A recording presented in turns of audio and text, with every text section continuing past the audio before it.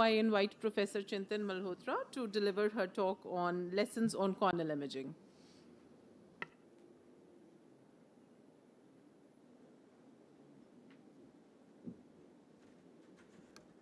A very good afternoon to all. Thank you, Dr. Amit and Dr. Parul, for this opportunity. Professor Pandav just showed us 6 lessons, and to balance it out, I'll stick to 4. So I'll be speaking about lessons on corneal imaging. And we have a variety of corneal imaging modalities. Some of them deal with the structure, the others deal with the shape, and the others deal with the biomechanics. I'll just touch upon a few of these, which I find interesting and something evolving.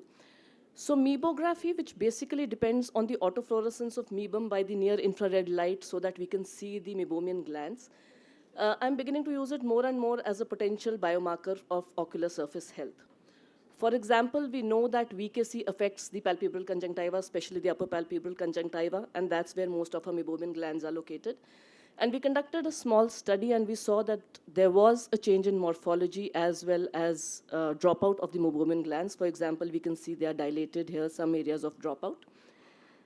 And when we evaluated these quantitatively, we saw that patients of VKC had a nearly 3 times greater loss of the meibomian glands than the control patients. And consequently, all the other parameters of the ocular surface, like the lipid layer, the TBUT, and the quality of mebum secreted also deteriorated. So the lesson learned here was that the co-management of the meibomian gland dysfunction needs as much attention as the allergic component in VKC, and evaluating the meibomian glands helps in that. Very similarly, isotretinoin is used in acne patients to counteract the overactive sebaceous gland. The meibomian glands are interestingly modified holocrine sebaceous glands. And so once we studied the meibomian glands in patients on isotretinoin, we saw that over a period of 4 months, there was a significant drop in the concentration, as well as the fluorescence which was exhibited by the meibomian gland. So the isotretinoin, which is why a lot of these patients would have dry eye as well. So mebography can be used as an indirect biomarker of ocular surface health. The second is the role of confocal microscopy in infective keratitis. These are 2 patients who were negative on corneal scrapings initially, and how beautifully the confocal microscopy right in the OPD, almost simultaneous with your scrapings, gives us the results. Hyphae seen in one, acanthamoeba cysts seen in the other.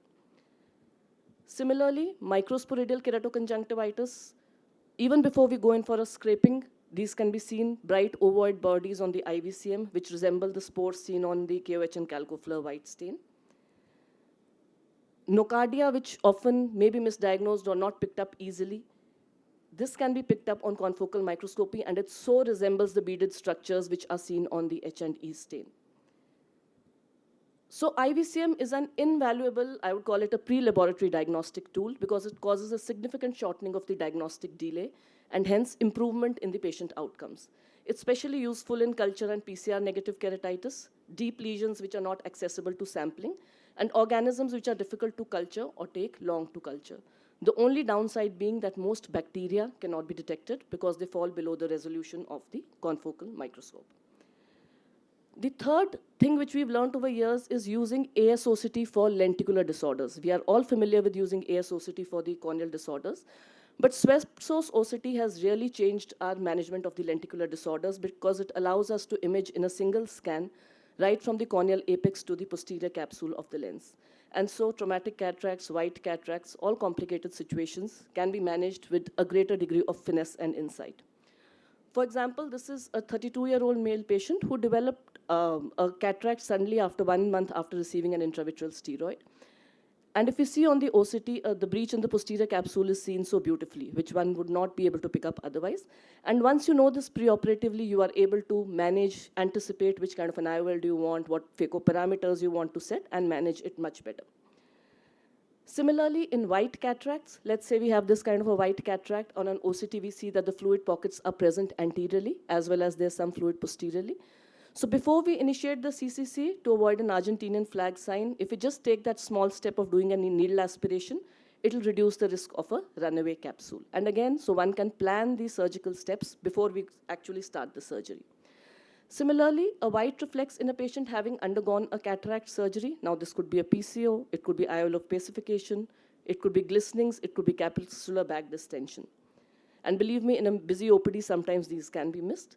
So IOL opacification would be deposits on the surface. So it's the surface of the IOL which is opacified, and this needs an explantation and an IOL exchange. On the other hand, a capsular bag distension syndrome, there would be fluid behind the IOL, and perhaps a YAG capsulotomy would suffice where we release the fluid.